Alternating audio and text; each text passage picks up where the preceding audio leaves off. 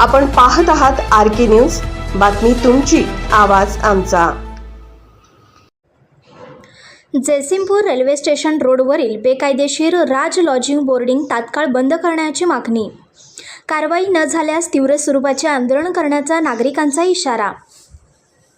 Jaysingpur railway station Udgaon रोडवरील बेकायदेशीररित्या सुरू असलेले राज लॉजिंग बोर्डिंग तात्काळ बंद करावे अशा आशयाचे तक्रारी निवेदन वृंदावन व्हाईट अपार्टमेंटमधील सर्व रहिवासी यांनी जयसिंगपूर नगरपालिका मुख्याधिकारी तसेच जयसिंगपूर पोलीस ठाण्याचे पोलीस निरीक्षक सत्यवान हक्के यांना देण्यात आले।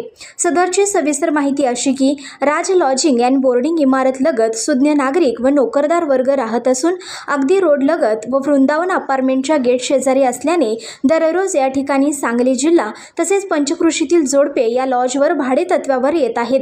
त्यामुळे याचा परिणाम व मानसिक त्रास येथील रहिवासी वर्गाला होत असून लहान मुलांच्यावर देखील याचे दुष्परिणाम होत आहेत।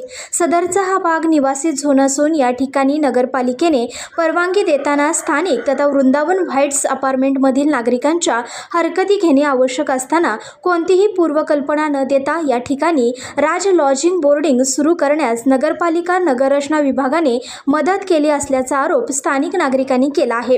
या ठिकाणी या लॉजिंगमुळे परिसरात संशयास्पद हालचाली होत असून वाहनांची गर्दी व महिला व मुलींच्या सुरक्षिततेचा प्रश्न निर्माण झाला आहे। सदरच्या लॉजचे नियम स्थानिक स्वराज्य संस्थेच्या नियमांचे उल्लंघन करणारे आहे तसेच महाराष्ट्र प्रादेशिक व नगररचना अधिनियमाच्या विरोधात आहेत। परवानगी देताना अग्निशमन विभाग, आरोग्य विभाग, पोलीस परवानगी इत्यादी बाबीची पूर्तता केली आहे का, असे अनेक प्रश्न उपस्थित झाले आहेत। त्यामुळे या बेकायदेशीर राज लॉजिंग बोर्डिंगची सखोल चौकशी करून तात्काळ योग्य ती कारवाई करावी, अन्यथा याच्या विरोधात उग्र स्वरूपाचे आंदोलन छेडण्यात येईल असा इशारा नागरिकांनी दिला आहे।